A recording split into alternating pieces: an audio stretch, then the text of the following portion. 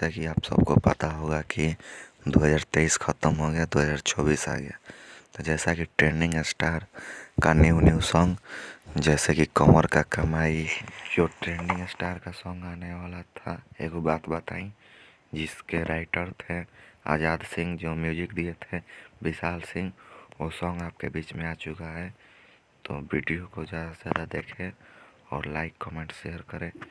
Video अच्छा लगे तो चैनल को सब्सक्राइब करें। 2024 में एक से एक लॉन्चिंग होने जा रहा है खेसारी लाल यादव का, धीरज के साथ है।